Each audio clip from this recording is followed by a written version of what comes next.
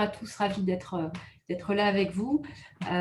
Pourquoi on a choisi ce thème de la crise sanitaire un an après, l'impact sur la QVT? Ça nous a semblé un sujet intéressant et d'actualité.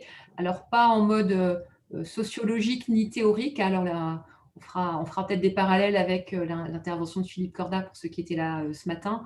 Mais on était sur une approche pour le coup beaucoup plus concrète. Alors on blaguait quand on a préparé la session avec les intervenants sur les baby-foot. Non, on ne sera pas sur la QVT baby-foot, hein.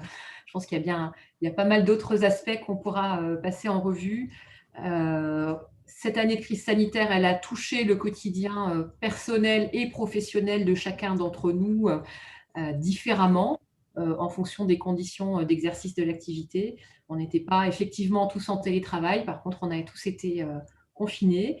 Et du coup, il y a évidemment des impacts, et vous le savez tous, on le vit tous, à la fois dans notre relation au travail, son contenu, l'environnement, etc., mais aussi la manière dont on vit dans l'entreprise, avec ses clients, avec ses collègues, et puis potentiellement des impacts aussi sur la santé. Donc il y a tous ces sujets-là qui peuvent rentrer en ligne de compte et les lignes ont pu bouger.